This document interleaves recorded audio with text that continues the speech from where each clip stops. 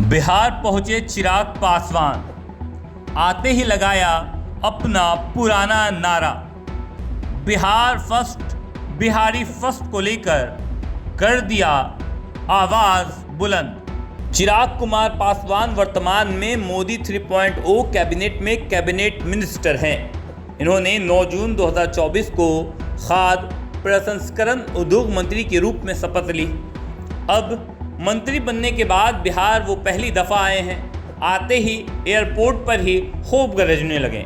लगातार इस पर भी चर्चा की कि क्या कुछ वो बिहार को देने वाले हैं, किस प्रकार खाद के लिए वो एक्टिव रहेंगे, किस प्रकार वो केला, लीची और आम के लिए बिहार का मान सम्मान बढ़ाएंगे। हालांकि अब तक जो कुछ नहीं हुआ था वो भी देखने को ज़रूर मिलेगा, लेकिन मंत्रालय मिलने के बाद चिराग पासवान का जो ये पहला रूप बिहारियों ने देखा बिहार में, वो बिल्कुल अद्भुत था, अलग था। क्या कुछ चिराग पासवान ने कहा है, आप खुद सुन लीजिए। प्रधानमंत्री जी के द्वारा एक बड़ी जिम्मेदारी दी गई। फूड प्रोसेसिंग मंत्रालय की एक ऐसी जिम्मेदारी है। हमारा देश एक कृषि प्रधान देश है।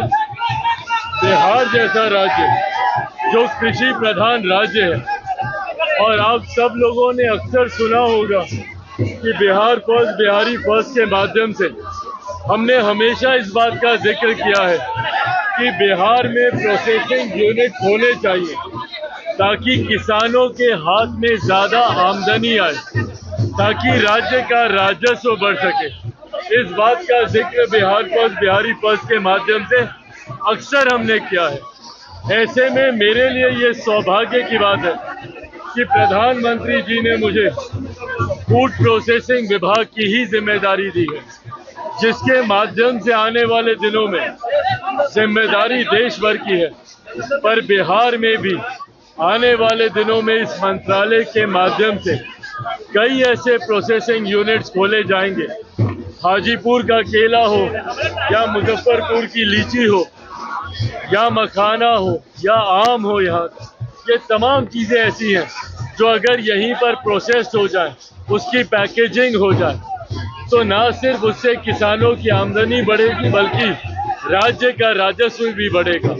ऐसे में ये जो बड़ी जिम्मेदारी प्रधानमंत्री जी के द्वारा मुझे दी गई है, इसका पूरी ईमानदारी से और पूरी निष्ठा के साथ इसका पालन किया जाएगा। सदन में विपक्ष लगातार नीट को लेकर हंगामा कर रहा है, चलने नहीं दे रहा है। देखिए, नीट का विषय एक गंभीर विषय है। ऐसे में सरकार की प्राथमिकता है कि किसी भी बच्चे के साथ कोई अन्याय नहीं होना चाहिए। मेरे प्रधानमंत्री जी खुद उनकी निगरानी, खुद वो मॉनिटरिंग इस चीज़ की कर रहे हैं।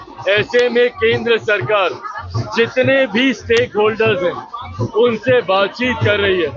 कई ऐसे बच्चे हैं जो री एग्जामिनेशन के पक्ष में नहीं है, कई हैं जो चाहते हैं कि री एग्जामिनेशन हो।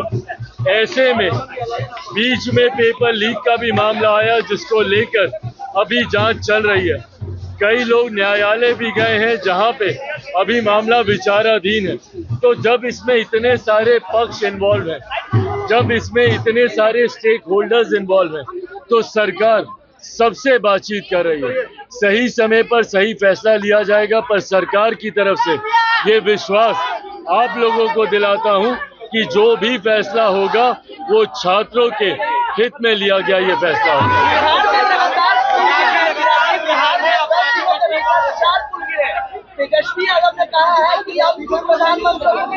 ये दुर्भाग्यपूर्ण है और मैं पूरी उम्मीद करता हूं कि प्रधानमंत्री के मुख्यमंत्री जी तो इसकी मॉनिटरिंग कर ही रहे हैं, पर हमारी सरकार कोई भी दोषी जिसने ये लापरवाही की है, जिसने गुणवत्ता के साथ जहां पर भी भ्रष्टाचार हुआ है, कोई भी दोषी बख्शा नहीं जाएगा।